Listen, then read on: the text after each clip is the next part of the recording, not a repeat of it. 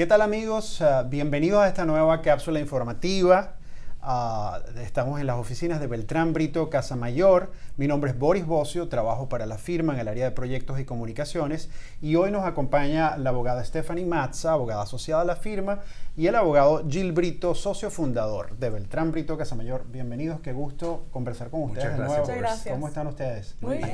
Muy bien. Qué bueno. Gracias. Vamos a hacer esta conversación el día de hoy atendiendo a una cantidad de inquietudes que nos han enviado a través de las redes, específicamente con el tema de la EB1, que cae en la calificación de las visas de habilidades extraordinarias. Y es un poco decir de manera sencilla, a ciertas complejidades, todo lo que se debe decir sobre la EB1. Lo primero que quisiera preguntarles, como empezando de cero, ¿qué entendemos por habilidad extraordinaria? Porque, a ver, se los pongo desde el punto de vista práctico. Hay mucha gente que se autodescalifica, por así decirlo, porque no es un artista o no tiene una proyección, digamos, notoria desde el punto de vista público. ¿Cuál es la base para, de manera genérica, catalogar a una persona que tiene habilidad extraordinaria? Genéricamente, en realidad, el punto es si uno es efectivamente uno de los top o es sumamente reconocido en su propio campo, entonces uno realmente ya puede posiblemente calificar bajo esta categoría, ¿no? Entonces, no simplemente es una persona que es sumamente conocido al público. Si uno es reconocido internamente en su campo porque realmente has logrado algo que te hace distinguido, algo que te hace diferente en tu campo, posiblemente es una opción. Y después lo que también le digo al cliente es, inmigración es una lista. Tienes que calificar bajo 3 de 10 categorías. Si uno realmente ha logrado ciertas cosas en su campo, es suficiente posiblemente para poder decir, bajo los ojos de inmigración y bajo la lupa de inmigración, yo califico. Correcto. ¿No? Yeah. Yo creo también, Stephanie, que vamos a pensarlo del punto de vista, están otorgando casi 10,000 visas, Boris, anualmente de talento extraordinario. Estamos hablando del término de visa, estamos hablando visa inmigrante, residencia permanente. La categoría EB1 es la primera categoría de lo que es las calificaciones para la residencia de empleo, employment based. Por eso es EB1. Es el criterio más alto, es una categoría que aporta 10,000 anualmente. Vamos a pensar bien, si nada más calificaba los top 5%, top 1%, no son 10,000. Claro. No hay forma que sea 10,000. So, en mi experiencia, en la experiencia nuestra durante los años, yo me siento que no realmente es el top 1% o 5% o 10%. Y Stephanie y yo hemos hablado de esto muchas veces anteriormente, que la ley no dice necesariamente un top porcentaje exacto. Yo creo que... Y yo con comunicaciones con inmigración y en conferencias, asistí a una conferencia que estaba el director de inmigración de Texas Service Center. Este es el centro principal de UCIS en Texas que está recibiendo residencia de talento. Hay dos principalmente, uno es en Nebraska, el otro es en Texas. Este de Texas, vamos a pensar de esta forma. Si vives acá en Miami, típicamente, si vives en la Florida, típicamente vas a estar presentando esa solicitud en Texas. Si vives en California, vas a estar presentando el de Nebraska. El director de Texas dijo en esa charla que ellos están en el entrenamiento de los funcionarios, están mirando el top 15%, el top 20%, hasta lo pueden extender un poco. So, todo está abierto a interpretación realmente del funcionario. El funcionario tiene su checklist, Stephanie, pero ahí nosotros tenemos mucho poder, me siento, en poder enfocar ese funcionario relativamente en lo que es realmente el requisito principal. No, y en ningún momento hacer la persona verse algo que no es. Claro. Pero vamos a enfocarnos en esos puntos realmente que demuestran que esa persona es una estrella en su campo, sabiendo que una estrella puede ser el top 15%, el Absoluto. top 20%. Absoluto. Okay. Digamos que la experiencia y la práctica le han dado o les ha dado a la firma la posibilidad de ya saber un poco cómo es el manejo. Sí. Y que además es un manejo, como bien quiero reiterar, lo está diciendo Gil, que es un manejo bastante amplio, que no solo en porcentaje de de aprobación, por así decirlo, sino también el área, porque muchas veces la gente se inclina hacia el área artística o el área de deportes, el área académica, el área de investigación, el área científica, el área de emprendimiento. Emprendimiento, negocio, education, es uno muy importante, ¿ok? So, piensa, un profesor, ¿ok? Boris, que es un profesor 10 años, estamos hablando de una persona en sus 40, capaz, o en sus 30, ¿ok? Ha sido profesor 10 años, vamos a llamarlo capaz, ni son tenure todavía, capaz un associate professor, capaz, ¿ok? Ha hecho investigaciones, ha servido como juez de tesis. Evaluado trabajos de tesis. De tesis. Escrito artículos. Escrito artículos. Capaz lo han llamado para una entrevista como experto en su campo. Claro. ¿Ok? Esa persona con su día a día está calificando para la residencia permanente de talento extraordinario, pero está mirando como el wow, no tengo el Oscar, claro. no tengo el Emmy, no tengo... So, vamos a hablar claro. Si uno tiene uno de esos premios... Va a ayudar. Va a ayudar claro, mucho. Pero me permite decir entonces que la base, por lo que estoy entendiendo y por lo que también sé de los procesos, es que poder demostrar que efectivamente el trabajo de esta persona va a ser útil para la comunidad, para la sociedad norteamericana. O sea, básicamente el fundamento de estas visas es que esta persona que estamos trayendo y además está fundamentando su carrera va a ser un aporte al área donde se está aplicando. Y el centro del caso va a estar dirigido a eso. Independientemente, no les vamos a aburrir con las categorías porque las hemos publicado en distintos videos, pero el enfoque del caso es, por lo menos desde el punto de vista de la firma, es exactamente eso, ¿no? Ver cómo aporta esta persona a la hora de poder lograr. Vamos a estar claros de algo. ¿Qué está pasando en los Estados Unidos ahora mismo? ¿Qué es el tema inmigratorio de los Estados Unidos? El tema inmigratorio de los Estados Unidos actualmente es, bueno, número uno, ¿qué puedes aportar a los Estados Unidos? Pero ¿cómo puedes ayudar al trabajador americano? Claro. ¿Cómo puedes emplear personas? ¿Cómo puedes tener un negocio capaz en el futuro que va a pagar impuestos, va a emplear personas, va a haber una economía mejor para todos? Esto es un enfoque del gobierno, eso es muy claro que es un enfoque. Claro, y hay algo muy importante que también hemos dicho en anteriores videos, lo han recalcado ellos, es no convertirse en una carga para el Estado de alguna manera. Correcto. O sea, que creo que es importante. Es un punto. A veces nosotros bromeando decimos que estamos haciendo casi que promoción a compañías de seguro, pero no es este el caso, sino es que por distintas razones el perfil del contenido que se envía a inmigración debe estar claro en que no significa esta persona una carga y es manera muy sencilla que tú también puedes. Sí, al fin y al cabo la razón por esta visa realmente es porque usted va a beneficiar de una manera sustancial al trabajador americano y a la economía americana. Entonces, al fin y al cabo estamos presentando, resaltando toda su carrera, pero también con el énfasis y el enfoque de que usted con esta educación o esta experiencia que tenés, que es bien única, puedes beneficiar de alguna forma u otra a esta economía, ¿no? Eso es... De acuerdo. Es un enfoque de la administración actual total, del gobierno y es un enfoque que nosotros le damos a los casos también. Algo importante es que esta categoría particularmente, Boris, se presta muy bien para eso. ¿Okay? No todas las categorías, hay distintas categorías. Por ejemplo, está la EB1 que estamos discutiendo hoy, pero está otras categorías que no requiere que la persona, vamos a decir una empresa te está solicitando, no requiere que la persona tenga título universitario. No requiere que la persona tenga más de 2 años de experiencia laboral. No es por nada. Hay muchos americanos que pueden obtener esos trabajos que solamente es un requisito tener 2 años de experiencia laboral. Esa inmigración la están como, tiene una demora más larga, están otorgando menos visas de ese tipo de inmigración y están dando más del tipo de inmigración que la persona va a aportar realmente a los Estados Unidos. Correcto. Esto me llega, aunque nos adelantamos un poco sobre la situación actual a ciertas preguntas, pero una pregunta que también ha sido como que recurrente, porque nosotros, y cuando investigamos las categorías o las clases de visa EB1, pueden encontrar la visa EB1A, EB1B, o sea, fundamentalmente cuál, organizando las ideas, cuáles son las diferencias entre estas distintas. Entonces, primero la EB1, que es A, esta es habilidades extraordinarias, eso es lo que estamos hablando ahorita, creo, ¿no? La EB1A, que es basado en lo que es habilidades extraordinarias en la campaña de uno, ¿no?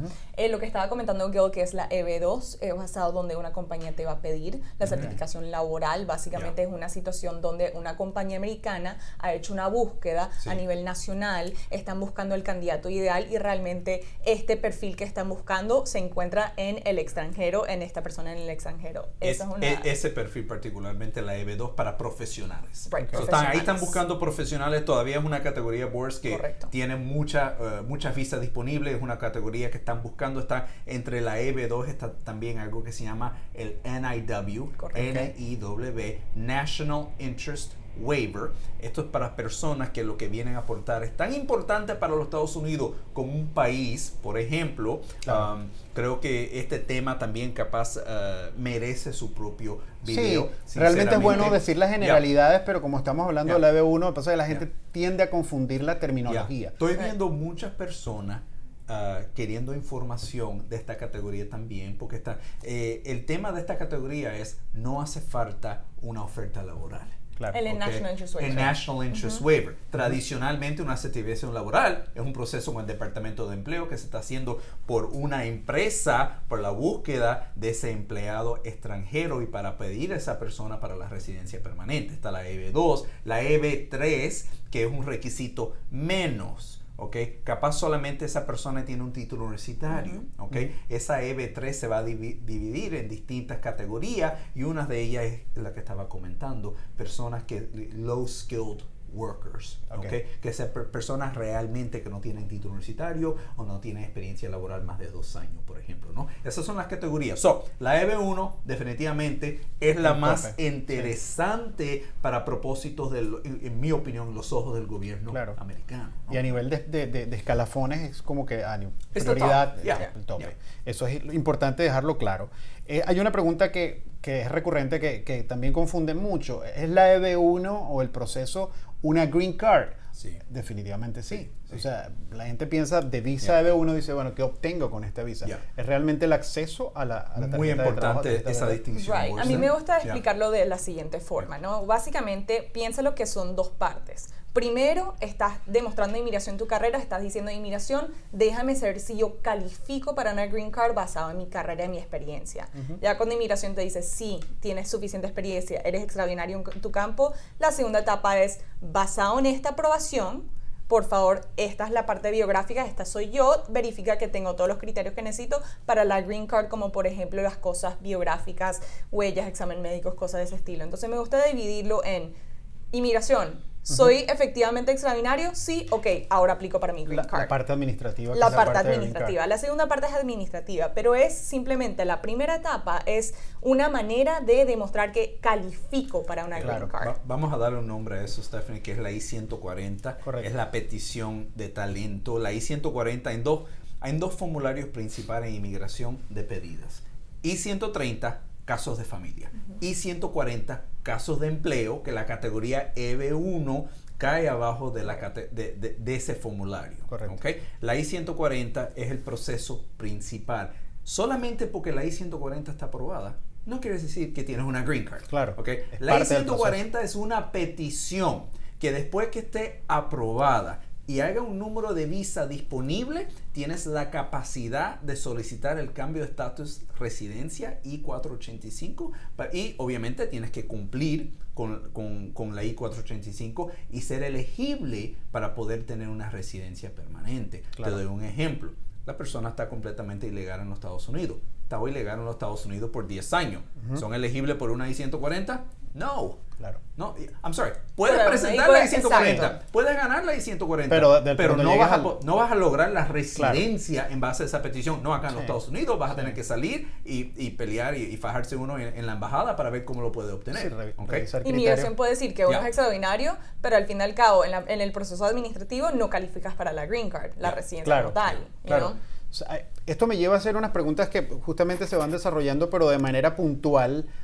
2 muy precisas. Primero es lo que necesitamos, o sea, la pregunta que siempre hacen acá, ¿qué necesito presentarle yo a los abogados o al bufete? De manera muy genérica, no hablaremos de las categorías que las podemos comentar después, pero ¿qué es lo que ustedes quieren ver realmente para decir, pensando en esa I-140, esta es la prueba contundente o estas son las cosas fundamentales para poder presentar una buena I-140? me gusta comenzar con un CV, un currículum, una biografía de esa persona, ¿ok? Pero esto es una biografía completa. Yo siempre le digo a los clientes, me estás haciendo esto para nosotros, no para un trabajo, no para inmigración. Claro. Yo necesito conocer realmente una carrera, los hobbies de la persona, créelo o no.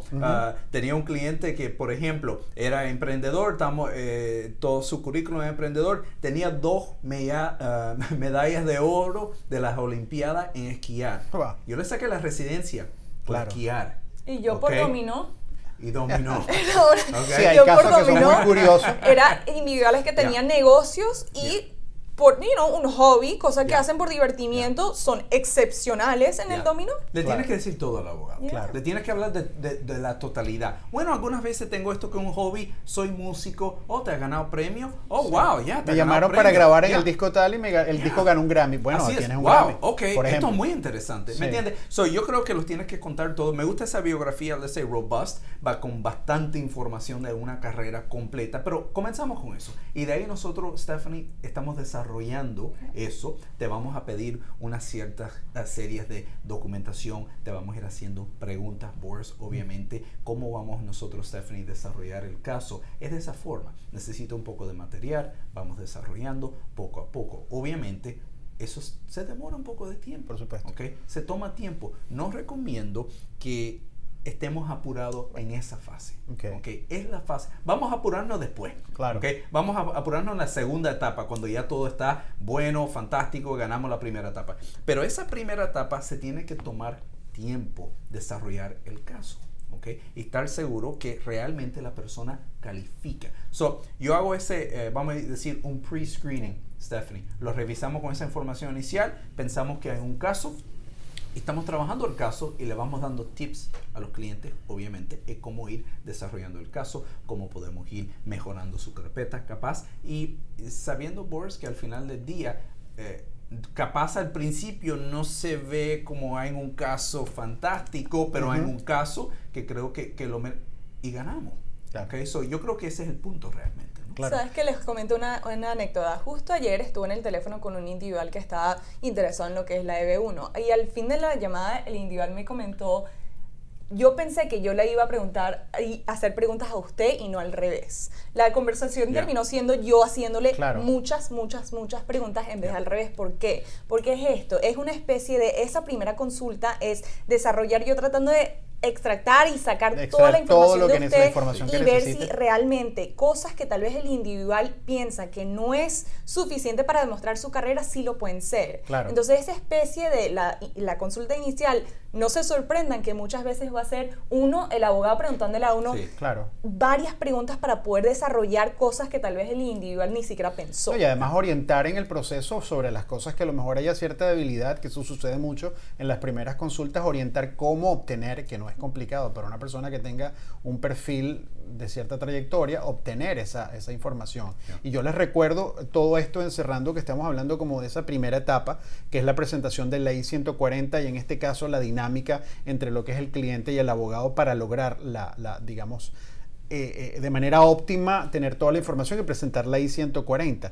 La segunda pregunta que les quería hacer, no solo con la I-140, sino con el proceso en general, son los tiempos, que es algo reiterativo. Nuestros usuarios en las redes siempre nos preguntan cómo están los tiempos, la diferencia entre lo que es la primera etapa, el tiempo para procesar la primera etapa y la otra etapa administrativa.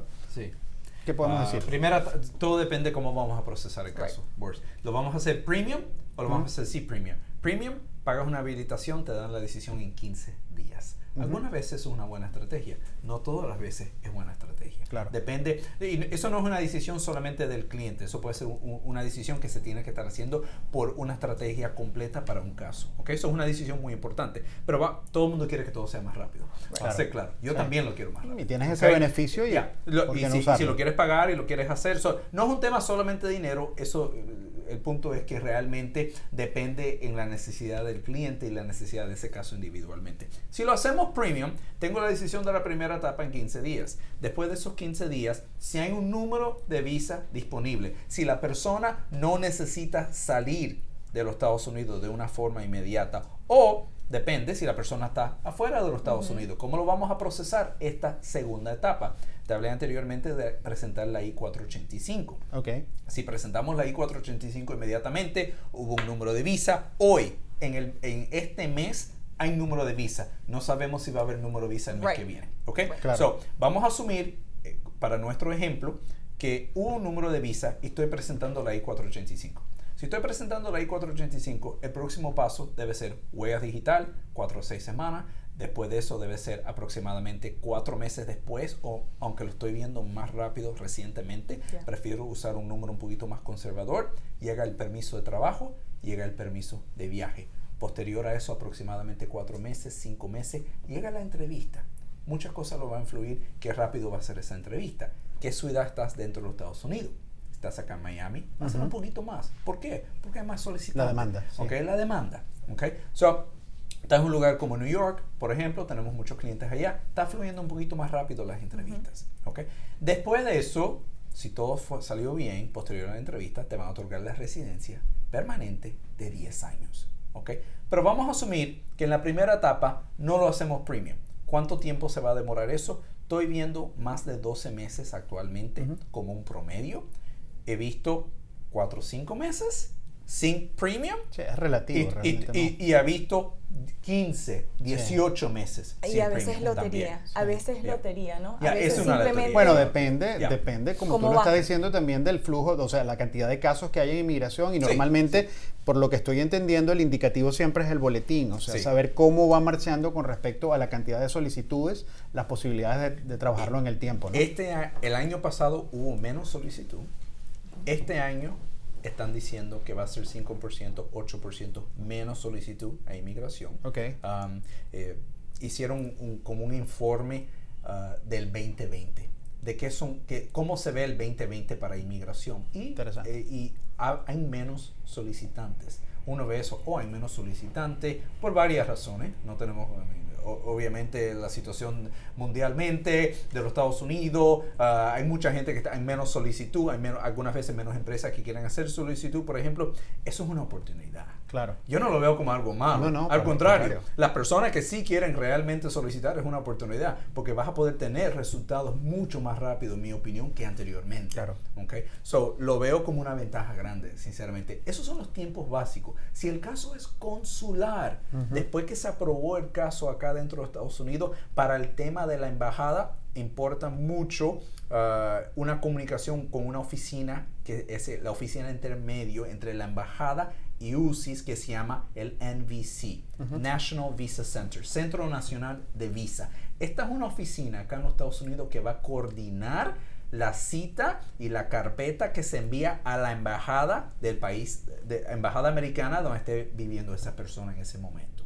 Okay? So, eso se va a demorar, por ejemplo, el tiempo que hace falta que esa persona obtenga una acta de nacimiento correcta, antecedentes penales, ese documento oficial que tiene una antigüedad capaz solamente de 60 días, 30 días. El NVC por cada país, baja su página web y el Departamento de Estado va a tener cada país, qué es los requisitos de ese país, y todos son diferentes. Y te dicen, tiene que ser esta oficina y esa acta de nacimiento tiene que tener esta frase de abajo. Y si no tiene esa frase exactamente, te lo van. ¿Qué pasa? Ahí mismo te demoró 2 meses más.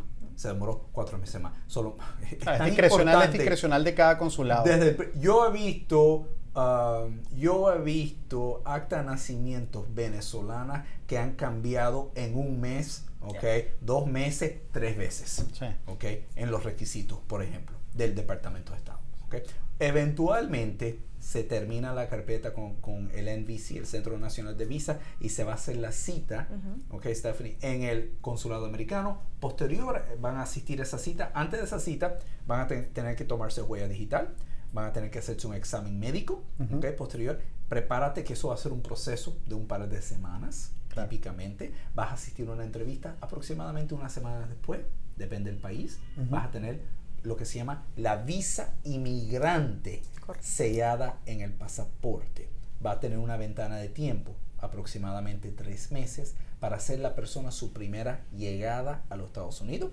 Cuando ingresa a los Estados Unidos, entonces le van a mandar la Green Card aproximadamente 4 meses después.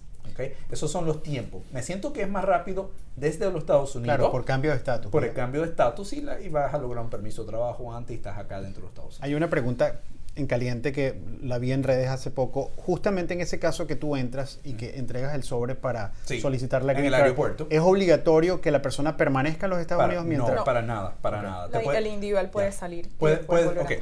Esa visa en el pasaporte tiene una línea muy importante que dice, después que tienes la entrada inicial, ¿okay? Esta visa se convierte válida por un año. Okay. Y ahora tienes un año con esa visa, dice upon endorsement, desde que el funcionario en el aeropuerto te estampó el pasaporte de entrada. Ahora se va a convertir esa visa por un año como comprobante de ser residente permanente de los Estados Unidos. Puedes entrar y salir. Hasta que recibas tu... Of course, eso está muy bien. Eso rompe también un poco con el mito de muchos clientes que llegan y dicen, no, es que el tema de la residencia para mí es complicado porque estoy obligado a permanecer un año. No es una cuestión de obligación.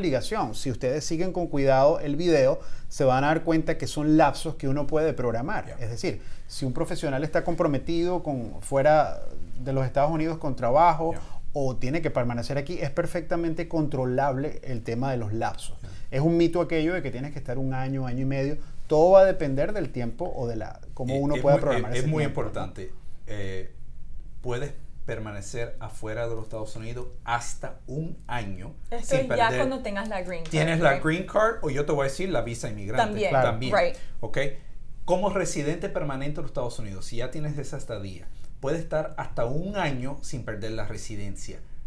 Nuestra recomendación, Stephanie, es nunca llegue más conservador. Nunca llegue a ese año. Claro. Déjalo más o menos 6 meses máximo. Okay. Porque sí, el aeropuerto y CBP en el aeropuerto te puede dar un dolor de cabeza. Un dolor de cabeza. Que no lo necesita. Porque realmente el punto de esto es que cada vez que entras, el oficial va a determinar si realmente usted es residente de los Estados Unidos. Entonces, si usted está viendo que usted se pasa 8, 9 meses fuera de los Estados Unidos, el oficial como tal tiene la autonomía para poder decir, mira, no creo que realmente usted es residente de los Estados Unidos. Stephanie, pueden tratar de quitártelo. Reiteramos aquí, digamos, la naturaleza de esta visa es inmigrante, es una visa que no es un permiso. Es decir, es absolutamente consecuente que si usted aplica para una visa residente, usted va a ser un inmigrante en los Estados Unidos. El deseo es vivir en los Estados Unidos. Es lógico que tenga una sospecha si usted permanece. Ahora, si usted tiene, o también puede existir también esta suerte de waiver que te permite estar por un tiempo determinado fuera de los Estados Unidos. Vamos a imaginarnos una persona que realmente tiene un proyecto afuera, que tiene que pasar bastante tiempo, tiene su residencia como tal, tiene la opción de optar lo que se llama el Reentry Permit. Entonces, básicamente esto indica la inmigración. Cuando uno está dentro de los Estados Unidos, desde el inicio, mira, dentro de los próximos año y medio voy a estar fuera de los Estados Unidos. Por favor, déjeme saber. Básicamente le estás dando una notificación avanzada de que vas a pasar tiempo fuera de los Estados Unidos. Te van a dar, básicamente, vas a aplicar cuando estés aquí, después puedes salir y te van a otorgar lo que se llama el Reentry Permit, que te permite entrar. Tal vez si te pasaste más de un año, esto no te va a dar problema porque entras con eso y con la green card. Es un permiso válido por hasta 2 años, permiso de reentrada.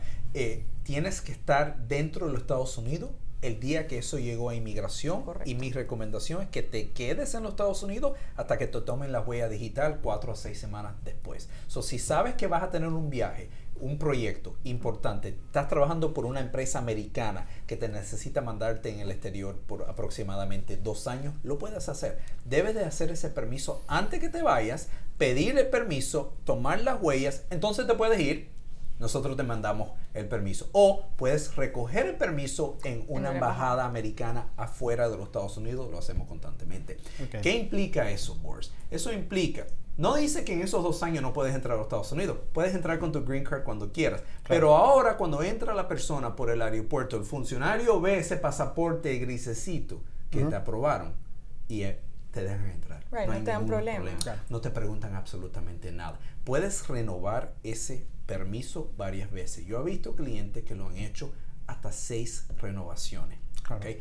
Yo no recomiendo más de 3. ¿Por qué? Porque si en 6 años no sabes que quieres inmigrar y vivir en los Estados Unidos, por favor, Sí, ya entrega algo- la residencia. Absolutamente. ¿Ok? Y tú puedes entregar una residencia Sin consecuencias. sin consecuencia. Ok.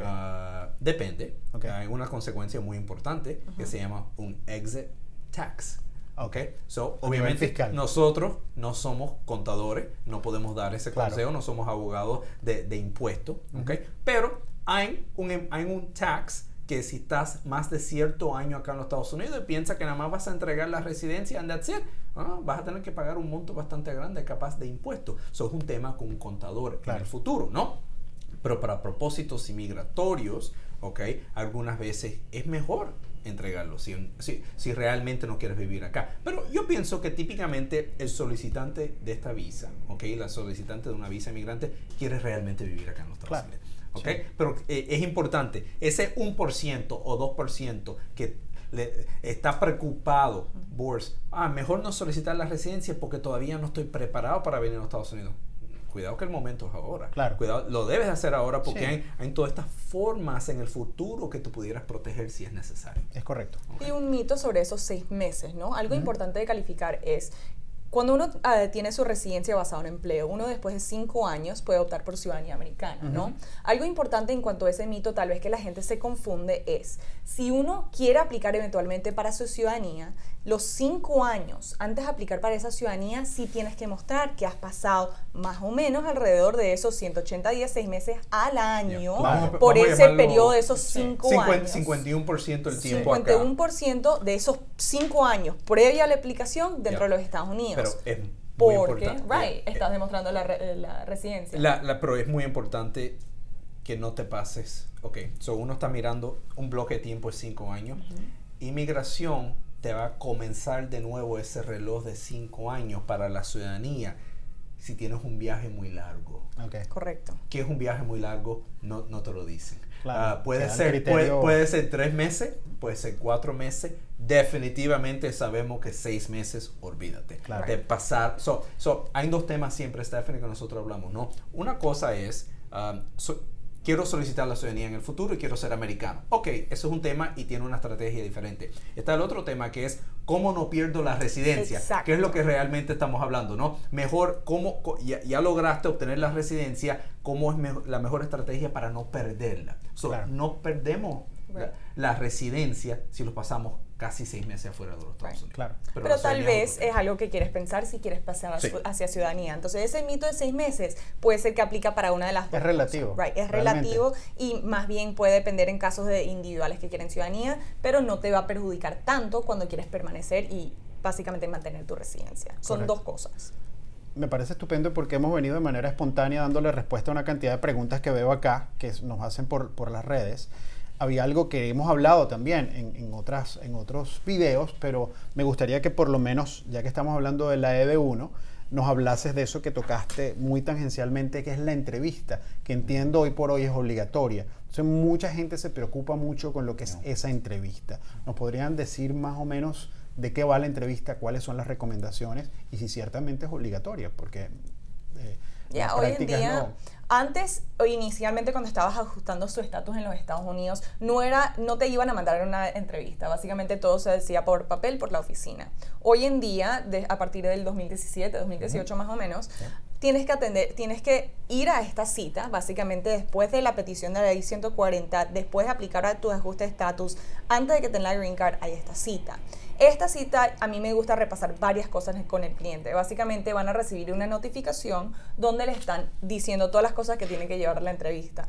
Muchas veces este papel se hizo cuando se estaban haciendo citas nada más para casos de familia. Yeah. Entonces muchas cosas de esa lista no van a aplicar para usted. Claro. Pero básicamente te vamos a resaltar cuáles cosas y, por ejemplo, las cosas son. Una cosa muy importante es que si usted está dentro de los Estados Unidos, Inmigración quiere ver que usted va, como es el enfoque de todo, que usted va a permanecer trabajando en su campo, Claro. ¿no? Entonces, una recomendación siempre es a su cita llevar una prueba de que usted va a permanecer activo. una lista de lo que estás pensando hacer en los Estados Unidos, unos proyectos que ya están trabajando, posiblemente un empleador que esté interesado en trabajar con usted, ¿no? Entonces, estas son cosas que se van a llevar a la cita y eso creo que va a ser más o menos el enfoque de la cita. El oficial te puede hacer preguntas acerca de tu carrera, estar listo para responder a esas preguntas. El oficial puede hacer preguntas acerca también de tu historial de inmigración, claro, que eso también creo que es muy importante repasar con el abogado y saber bien que cumpliste las fechas, saber bien tu historial de inmigración, porque en esa cita el oficial va a repasar dos cosas: tu empleo y tu empleo futuro y tu historial inmigratorio. Creo, Stephanie, también tenías un permiso de trabajo. Debes estar trabajando en tu campo. Claro. Puedes hacer otras cosas.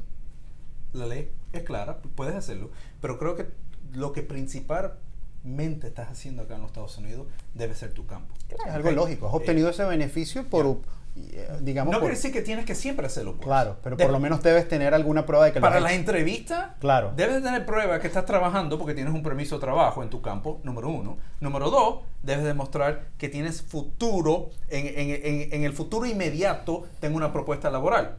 Estoy trabajando. No pienses que tengo que estar ganando $100,000 al año. Right. ¿Ok? Quiero ser más de lo que se llama el poverty guideline. Esto es lo que se llama la línea de pobreza en los Estados Unidos. Vamos a pensar de una familia de 4 personas.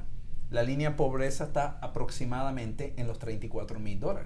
Esa familia de 4, esa mamá, ese papá, ese principal de ese caso, tiene que demostrar que ellos pueden, de un punto de vista de solvencia financiero, pueden mantenerse a ellos, a su esposa, cónyuge y a los hijos.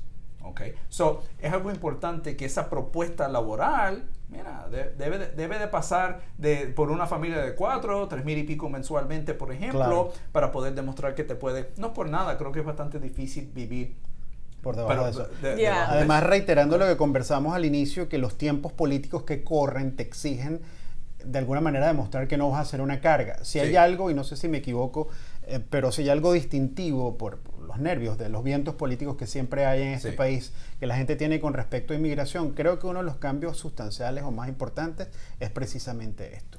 Que no resulte esto una carga, a lo mejor un poco el tema de dilación de ciertos procesos, hablando hoy por hoy, que como tú dices, eso es relativo, porque a veces se aceleran y debería ser una ventaja aprovechar esa posibilidad para introducir el caso. Esto es un tema, como ustedes pueden observar, que da para muchísimo. Es muy, a los que estamos envueltos en esto, también es muy, muy entretenido, porque además es un tema que está cambiando mucho. Lo que pretendemos hoy es hacer simplemente una cápsula para que ustedes tengan esa idea fundamental sobre la visa EB1. Básicamente, todo lo que necesitas saber en principio sobre la EB1. Lo único que nos está faltando por acá, entre las preguntas, son los beneficios para familiares inmediatos. ¿Qué beneficio puede tener el hecho de ser titular de una Green Card o una EB1? Entonces básicamente lo bueno de aplicar para esta residencia es que vas a beneficiar a tu familia inmediata, entonces cónyuge e hijos menores de 21 años. Hemos hablado en otros videos sobre lo que son padrastros y madrastras. Siempre y cuando la relación se casó con el cónyuge, los hijos de su cónyuge pueden aplicar si cuando se casaron estaban menos de 18 años, ¿no? Entonces básicamente su cónyuge e hijos van a salir beneficiados, todos van a tener residencia permanente en los Estados Unidos, lo cual quiere decir eventualmente todos sí pueden optar por ciudadanía americana. Son trámites separados realmente, ¿no? Entonces cada uno va a tener su residencia permanente, lo cual permite a cada uno, cónyuge e hijos, también trabajar en los Estados Unidos, estudiar en los Estados Unidos. Entonces es un beneficio sumamente beneficioso para toda la familia, right? Sumamente positivo para todo el mundo obtiene la misma residencia. Exacto. A diferencia de otros instrumentos migratorios, esto permite una amplitud, y así también desde el punto de vista práctico son planillas diferentes. Los pagos, por supuesto, de cada planilla, las tasas federales influyen. Toda esta información que hemos manejado el día de hoy me llega a poder decirles un par de buenas conclusiones, creo yo. La primera, amigos queridos, es la necesidad siempre de un abogado que le asista para orientar su caso, para revisar esos pequeños detalles que usted ha venido escuchando acá, esas dudas, porque muchas veces no sé si tal vez ahorrarse o por creer el consejo de un amigo que esto se puede hacer directamente, los daños colaterales son mayores. Entonces, la existencia, no es por hacer un comercial de esto, de nuestra firma y de las firmas de abogados, es precisamente porque sí es necesario ir acompañado de un profesional de esto para que usted se sienta seguro en su trámite. Y lo otro que es muy importante, que toda la información que hemos manejado acá y en la mayoría de nuestros videos, por no decir todos, son informaciones genéricas. No estamos hablando de casos específicos ni estamos comprometiendo las opiniones ni las recomendaciones. Vuelvo a la primera recomendación. Lo más importante es estar en contacto con nosotros para tener una cita personal, revisar su caso. Cada caso, y eso lo hemos dicho mucho, es distinto. Todo el mundo tiene un poco así como que la costumbre de fijarse en el caso y por qué esto sucedió. Hay que descartar eso. A lo mejor usted tiene un excelente caso y la única manera de saberlo y manejarlo de la manera correcta es contactar al abogado. En este caso, nuestros servicios están a su disposición. Beltrán Brito Casamayor, le agradezco mucho a Stephanie allí el tiempo y la amabilidad. No olviden de seguirnos en todas nuestras redes, en Instagram, en Facebook y en YouTube, Beltrán Brito Casamayor LLP. Hasta una próxima oportunidad. Gracias.